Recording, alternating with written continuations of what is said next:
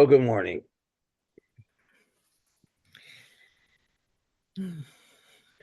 Boy, I'm hesitating because I'm about to sort of wade into some water that inevitably gets messy. And so I'm going to do this with some trepidation, but I'm also going to put some responsibility on you guys to bail me out of it when I get in too deep. And that is, I want to deal with this whole question of emotions this morning, which comes up from time to time, and it's come up particularly recently in Daisans, which is often where I kind of get my ideas for what to talk about, and specifically in the context of emotions like grief. Although there's a whole bunch of messy emotions, right? There's anger and there's fear and there's love.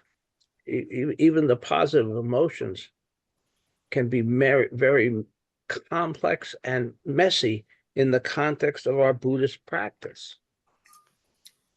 How do we deal with them? What do we do with them? How do we resolve them? Should we? Should we leave them alone? Should we embrace them? Should we heal them? All of these are questions I don't think we have a lot of clarity on. And it's kind of, in one sense, that may not be surprising. If we look at the context of Buddhism, right, it arose from the life and practice of Shakyamuni Buddha, who was a man who left his family behind and went off into the jungle to practice, and literally relinquished all his attachments by going away from them.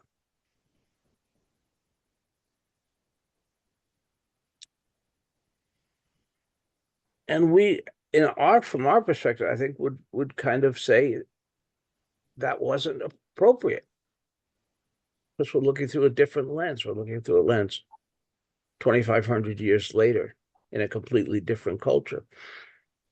I often think about that. What was Shakyamuni's wife's response to his picking up and going off to be a wandering mendicant yogi? And well, she was in the Hindu culture, so maybe she saw that his religious purpose was so important that, yes, go ahead, dear, have a good time out in the jungle, you know. But maybe not. Maybe she was hurt. Maybe she was lonely. Maybe she was angry. We don't know. Obviously, we don't know. We do know that at some time later, years later, she went into the jungle and or the forest, whatever, and joined the Sangha. Um, so that whatever feelings she had were probably resolved. But as an origin story, this is probably not a great example of how we deal with emotions.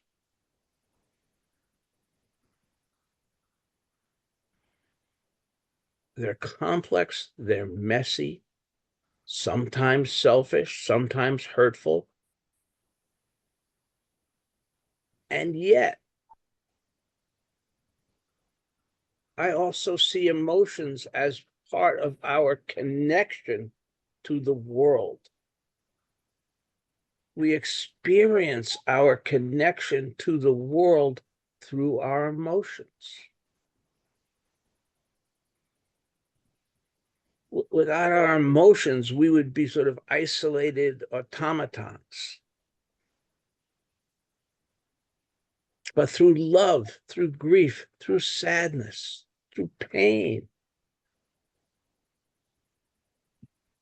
we are connected. Isn't that an interesting paradox?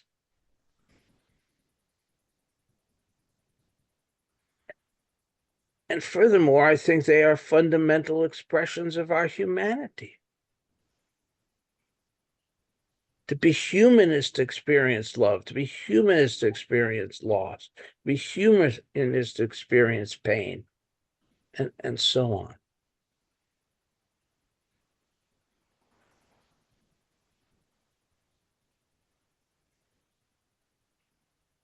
So we're heading in here into something that's inherently messy. I often think many people, no, I take the word back. That some people are driven to Buddhism specifically because they see it as a way to avoid the complexities and discomforts of emotion. They see the stereotype of the passive-faced monk, unmoving in the face of all sorts of circumstances. And that can be very appealing to folks when there's pain in their lives, when there's fear in their lives, when there's loss in their lives, to say, okay, I'm going to go out there, I'm going to get rid of all of that. I'm going to have perfect equanimity.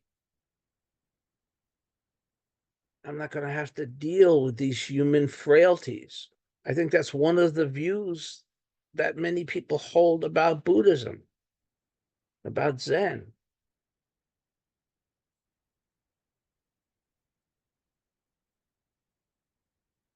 That at some level we can get rid of all that messy stuff. Love, what a mess.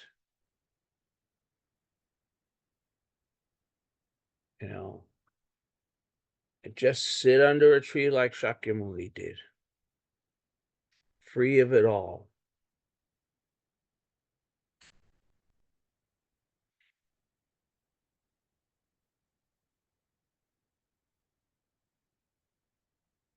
So this is terribly, terribly complex and challenging. Where do these things lie? What role do they have in our lives? What role do they have in our practices? Where do we end up with them as Zen practitioners?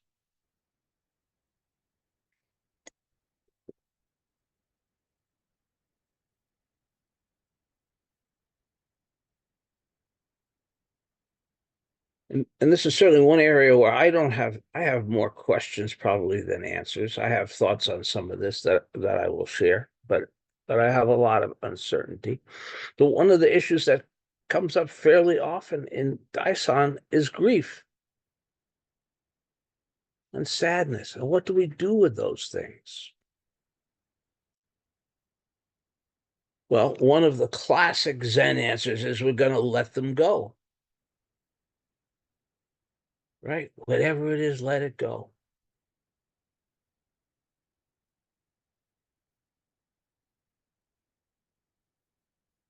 But some of these things don't go away very easily. When we lose somebody that we love, somebody that we care deeply about, we don't just let that go. We can try.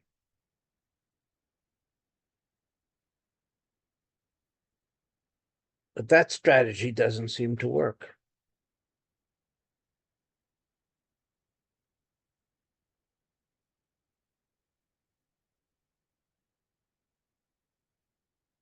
So what do we do? I think the first thing I want to say is there's no right answer. I think that this is, I sometimes use the term alchemy. I think this is alchemical, if that's the verb. But anyway, it's up to each of us to find the formula that works. Each to find the formula that works. Now, interestingly enough,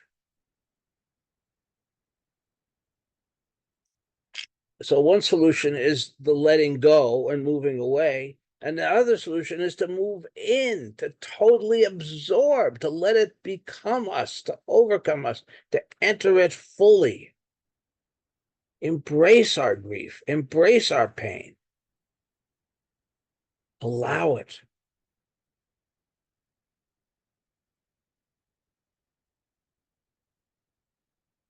What happens when we do that?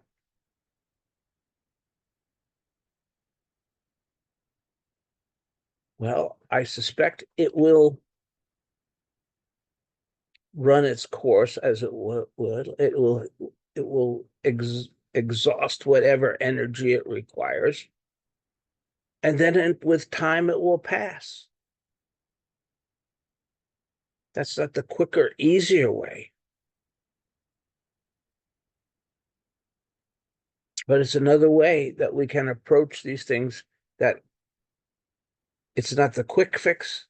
Perhaps it's the more effective fix. Don't know.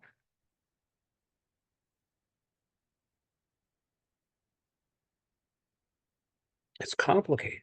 If we have a physical illness, if we go to the doctor and we get some terrible diagnosis, and the doctor says, you know, yeah, this is dire, but we have a cure for this now. We can do things that can help you. We probably wouldn't say, that's okay, I'm a Buddhist practitioner, I'm just going to let it go.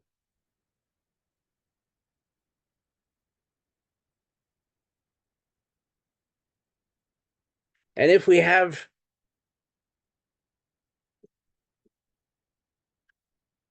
psychological difficulties, if we're severely depressed or so highly anxious we can't follow our daily living regimes, we probably wouldn't say, well, I'm just going to let it go. We'd seek help, hopefully, and we'd accept that help. And with that help, things would get better.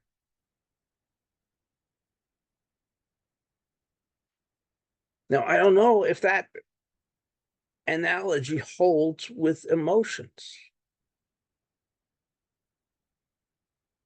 but I suspect there's some merit to that.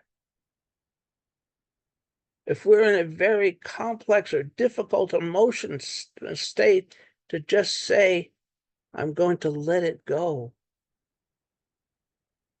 might be as foolish as saying, I'm going to let the pneumonia go.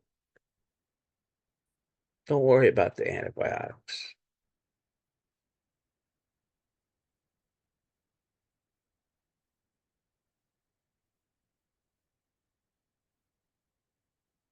But we need to act in some way. We need to intervene in some way.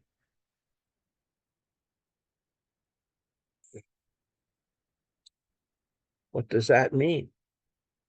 Well, I think initially it means we need to accept and acknowledge,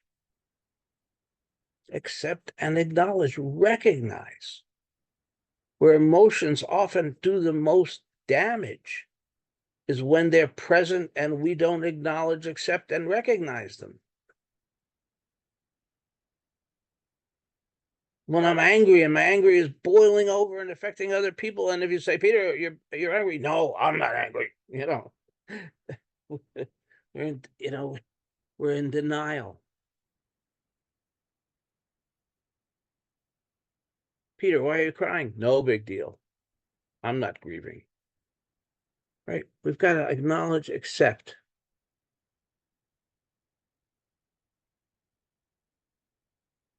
Allow these things to be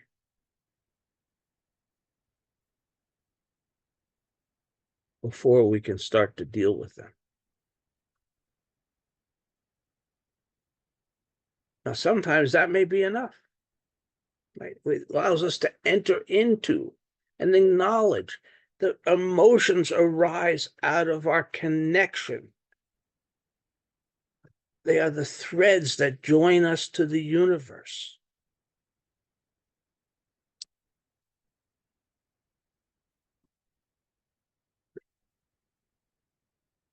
If we didn't love, we wouldn't feel sadness and loss.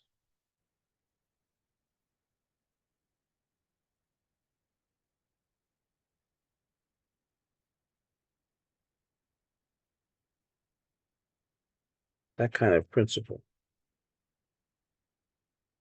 So that alone can be helpful.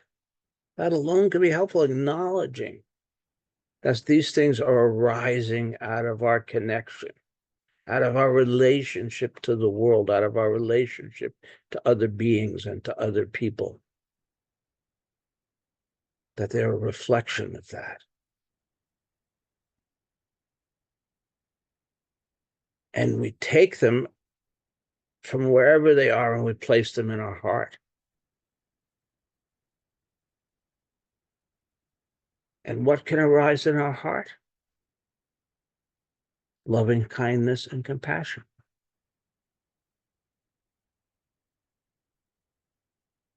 We take them from wherever they are and bring them to the place of loving kindness and compassion.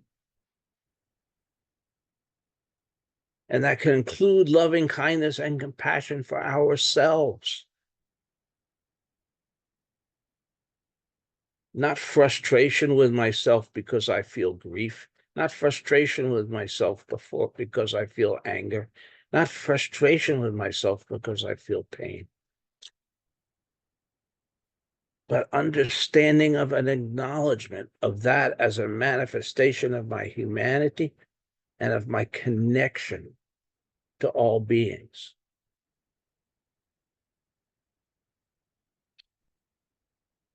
It seems to me that that has the potential to be powerfully transformative.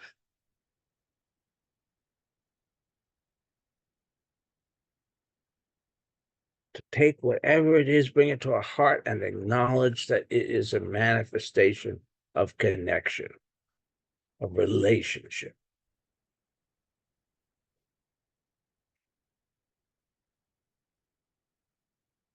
And in a sense, Zen is all about connection, right? It's all about recognizing the one body. It's all about recognizing that we are united with everything and everyone.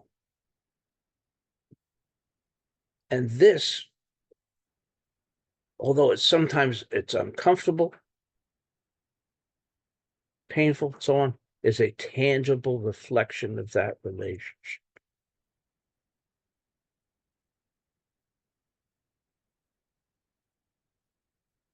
Now, the next question that comes up is the ego. Well, isn't this ego? Isn't this egotism?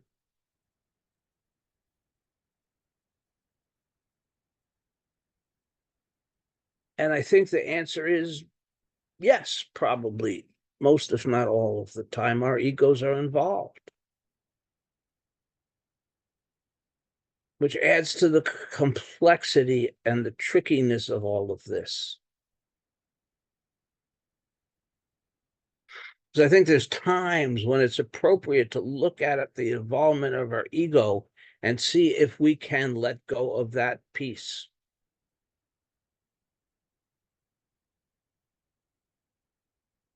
If we can take away the part that's about me and let the love, the compassion,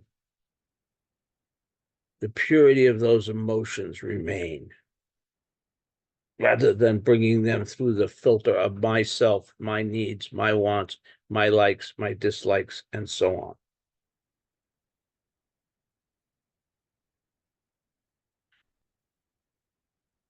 So I think that's another important thing to do in this process. It's never going to be pure.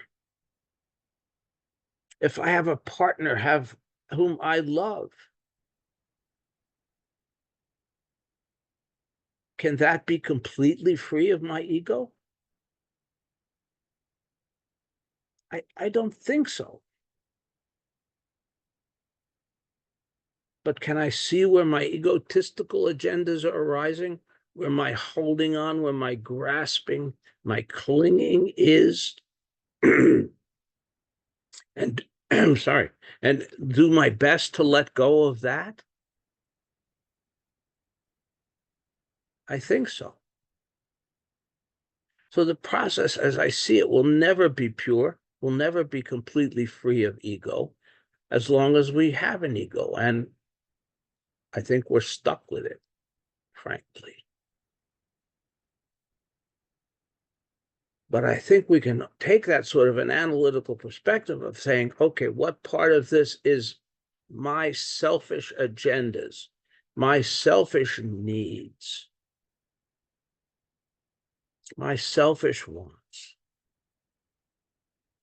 and letting go of those, allowing the compassion, the love, the other emotions to exist with greater purity, with greater clarity.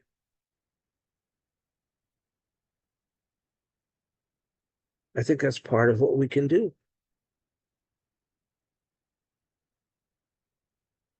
But bottom line, this is messy. I don't see any way out of this that's not messy other than going off and living in the forest. Having no relations with other human beings, having no relations with animals. Look at these darn animals get in our lives and we love them just like another human being. Right? And it's beautiful. That's relation. That's caring. But it's messy. I see no way out of it. We've got to deal with the mess as skillfully as we can. And all of us are going to do that a little differently. Hence my thing about the alchemy. We've got to find for each of us what's the alchemical way that works, what combination of things, of letting go and embracing, of holding and loving, and so on, and letting go, that we can have a skillful response, a skillful means. I don't see a formula. Maybe some of you folks do, and if you do, I'd love to hear it. A simple formula. I think it's complicated. I think it's messy.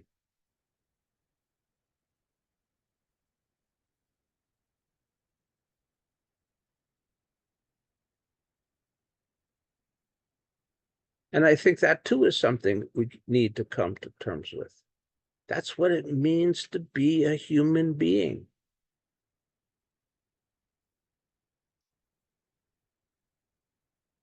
To try to reduce our humanity to a set of simple axioms, I think that's impossible. I think it's far more useful to acknowledge the mess, to wade into the swamp, to get the mud all over ourselves and figure out how to live with that. Thank you.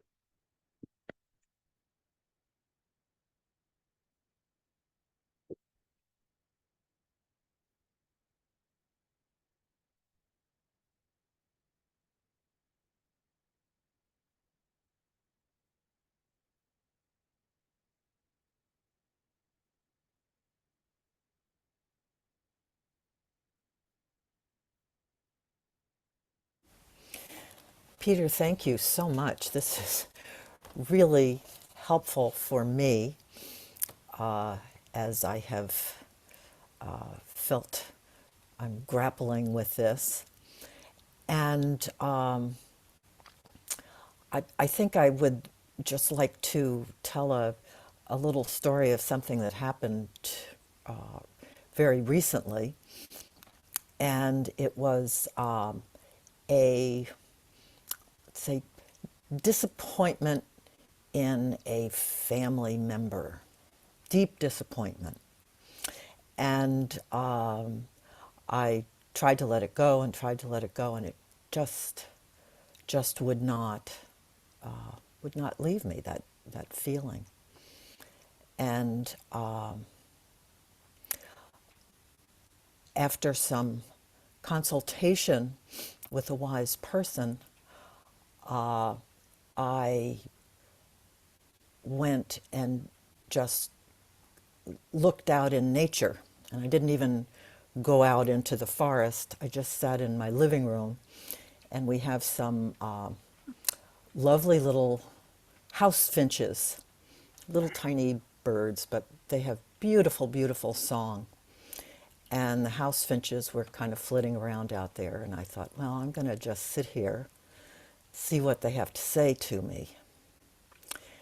And I did, and they sang, and I felt the heaviness that has been around me. And after a little while, the message that I got from the birds was that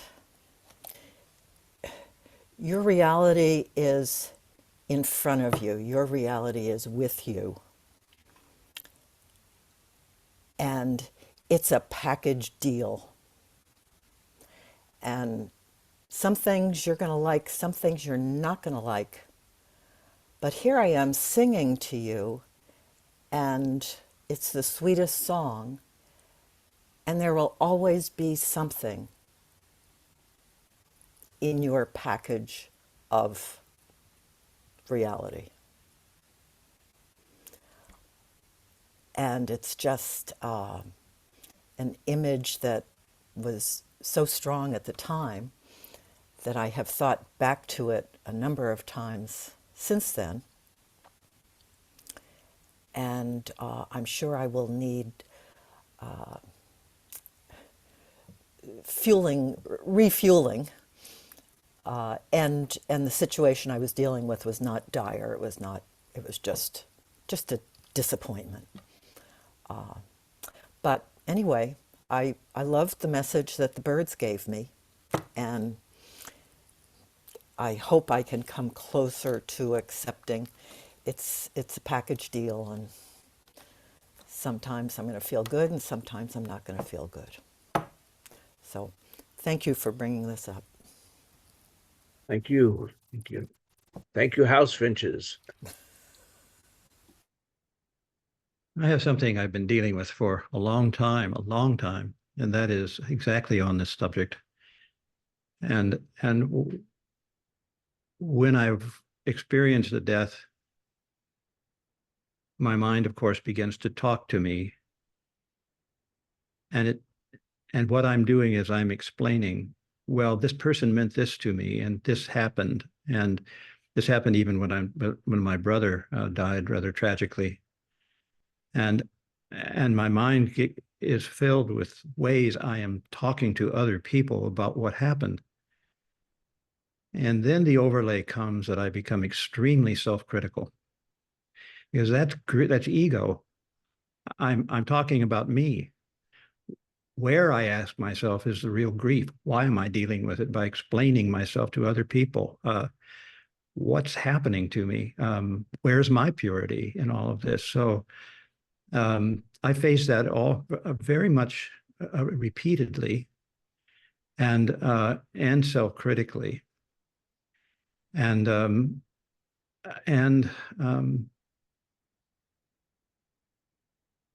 well, we'll get right to it. There's a dear friend of mine who suffered from Parkinson's disease, and was, because it had become stage 4, was institutionalized, put in a care center. In the care center, contracted COVID. I've been in touch with his wife for the last 3 or 4 days, and she communicated with me at 1:30 in the morning. He died. So this hits home, and I'm doing my usual thing. His name was David, British, lovely man, very intelligent, good lecturer, very concerned about humanity, spiritual. And so I'm wrestling with what I feel. And as we were sitting here, I'm looking down and I'm thinking, what did I really think about David? Did I think about my ego involved in David? So the point about being messy is terribly important to hear to me. But then I think maybe to refer to what Susan was saying a little bit about a possible, or your idea about an alchemy. What does come to me is that already these little snippets of memory come back. I met David walking down the street one day. There was a white dog sitting looking at passerbys, and a man was holding a leash, bearded man, very distinguished. And I stopped and went back and said, "Is that a West Highland Terrier?" And he said, "Yes, it is." Old man. He said he's British. And I said, "Why are you doing this? What's happening here?" And he said, "Well, he hasn't stopped looking yet." And that started a friendship that has lasted for 12 years or more.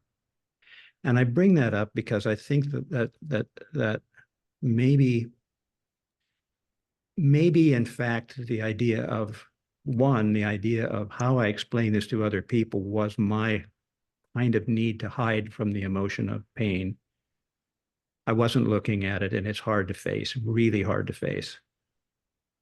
And the second part is that maybe the curative part, the thing that goes around ego or under it or through it, is calling up those little memories now and then that just hit when you're doing the dishes or in church or looking at a tree and thinking about what David would do, that are very tender.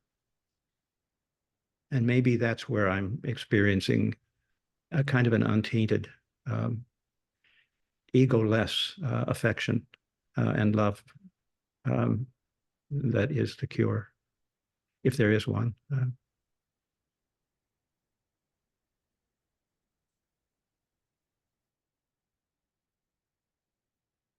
Thank you, Cal.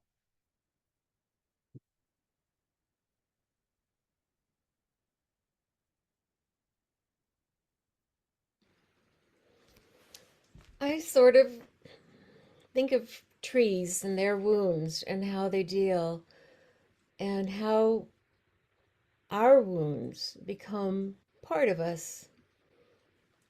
And we don't know what shape they'll take. And it takes time, so much time. But they become part of us.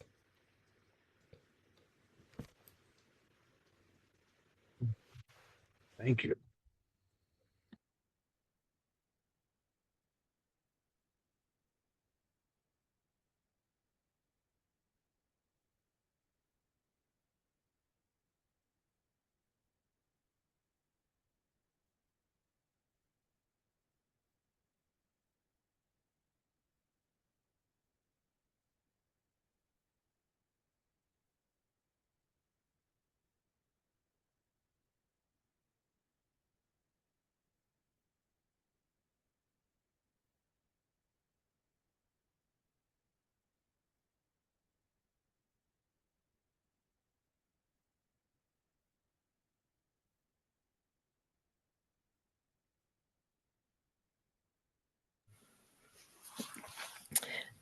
So I know it's just a story about Shakyamuni Buddha. And Peter, you probably know the story better than I do, but wasn't it, the story is that he lived an extremely protected life, and his father, I believe, didn't want him to experience any distress or pain, and he was protected where he was. And then somehow he was out in a carriage or something or whatever with one of their servants who's driving him around somewhere. And for the first time, first time out of his protected environment, he saw people in pain, people hungry, people destitute, people sad. And he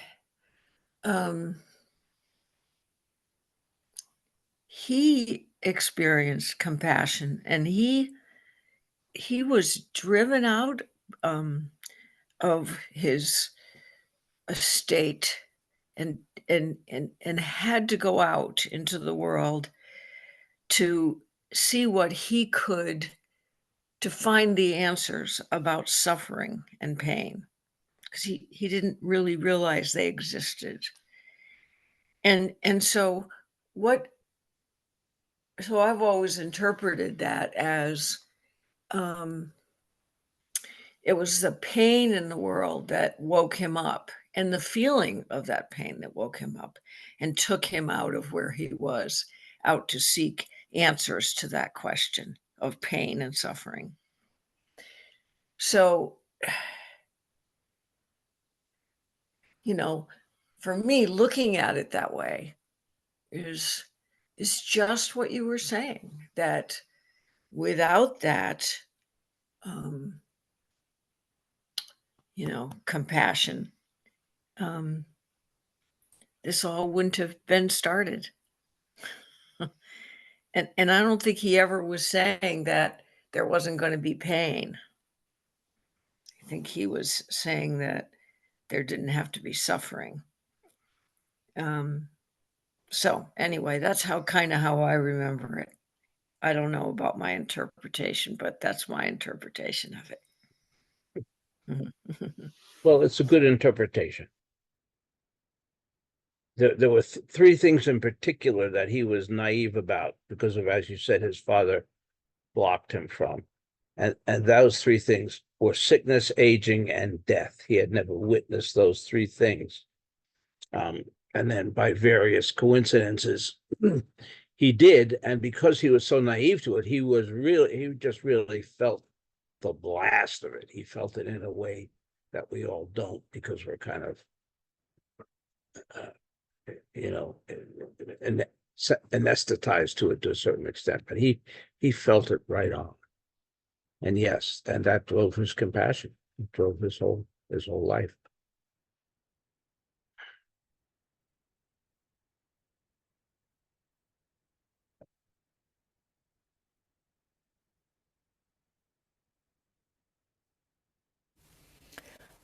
So it's sort of like he saw suffering, or he saw old illness, old age, and death through beginner's eyes.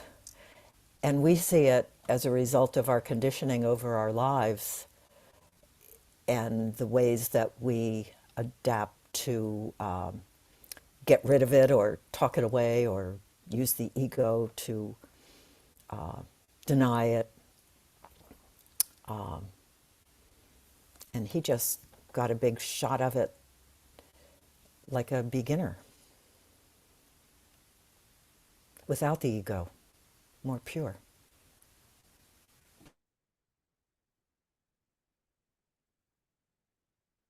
Yes.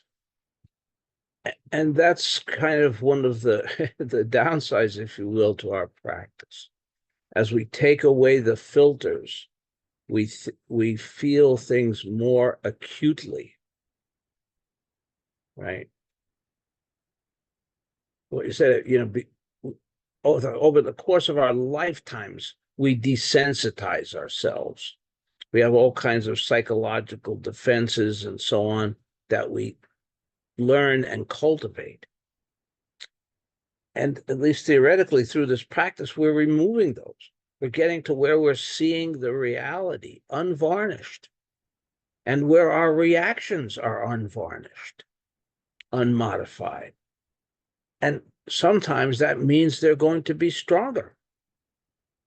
And the immediate feeling of pain is going to be greater because we're not blocking it. We're not deflecting it. We're not making up some kind of narrative to lessen it. But the sort of the positive side of the message is that through doing that, we experience it. We're experiencing it deeply, but we do not cling and suffer. We do not cling and suffer. We cannot go through life without pain, but we can go through life without suffering. That was the essence of the Buddha's message.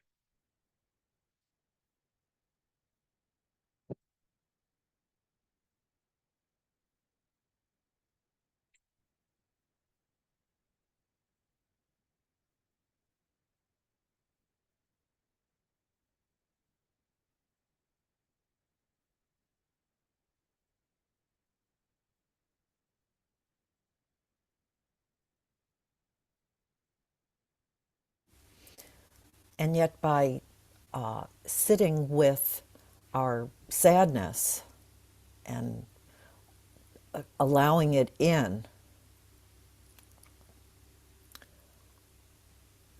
that grieving does involve some suffering, wouldn't you say? Just that you let it all in and then let go, maybe over time. But it just seems like with part of grieving, there's some suffering that goes on. Well, I think that's a really valid question. And the immediate answer is sort of a semantic one, because if we say suffering is the clinging and the ongoing experience of the discomfort, then we sort of semantically take it out of what you just said, because, but certainly there's pain. And kind of like, where's that line? When does the pain become suffering? I don't know. And so is there some suffering? Probably. Probably. And the other thing I'm thinking about here, we are solidly in the gray area between Zen and psychology. And it's an area that I think that Western Buddhism in particular has started to explore, and conversely has kind of reflected back into the East. But these again, messy. And so can we say, okay, the Dharma is this and psychology is that? I don't think so.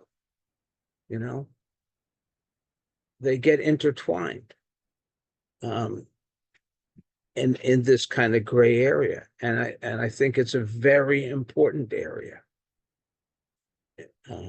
for those of us living in this culture. And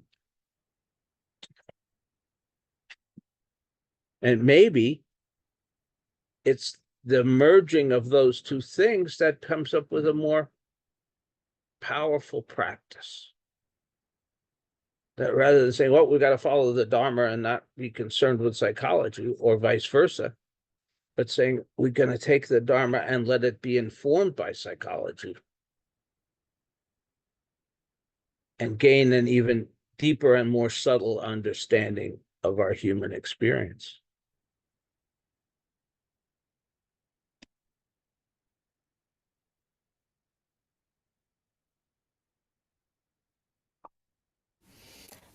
And I would just add that I think many of us are here on Sunday mornings, even during the summer, because you do make Zen practice practical in our lives.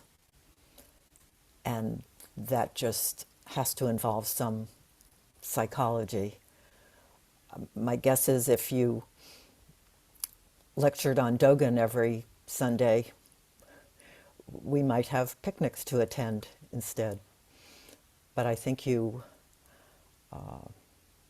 just really bring Buddhism to the road, to our lives. So it's messy, but I appreciate that you walk on both sides. Thank you. Well, thankfully, I can't even pretend that I understand Dogen, so I got to talk about this stuff, my Dogen lectures would really suck. But, I say it's kind of like if we had a beautiful car, something, I don't know, a Lamborghini or something. And we said, well, we've got this Lamborghini, but you can only drive it in your driveway. You can't take it out on the road. You can't get it dirty. It wouldn't be much of a gift. So that's how I see the Dharma. We need to get it out on the road. We need to get it dirty. We need to take it to all the nooks and crannies of our lives.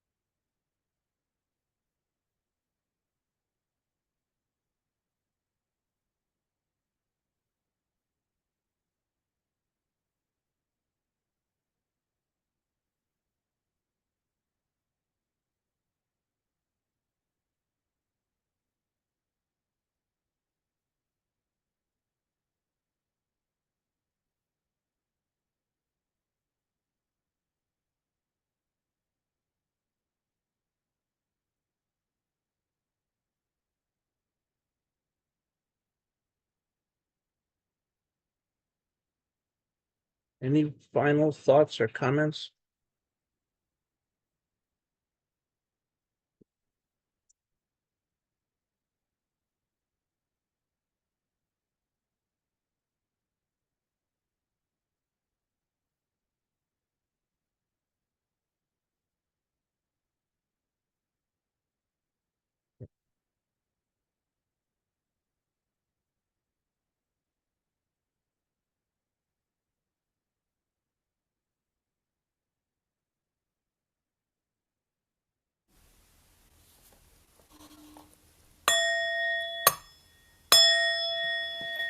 Creations are numberless.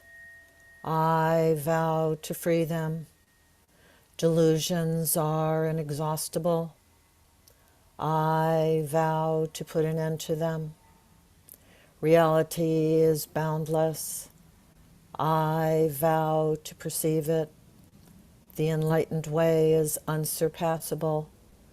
I vow to embody it. Creations are numberless. I vow to free them.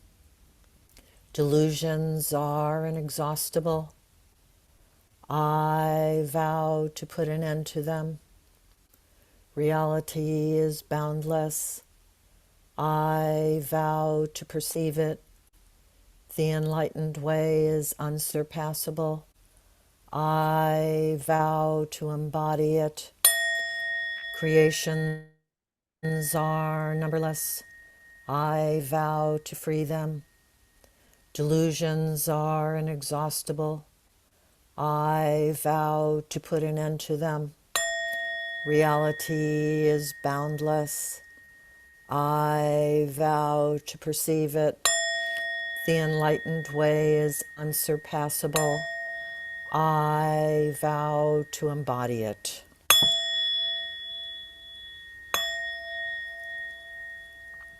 Thank you, everybody. Have a lovely week.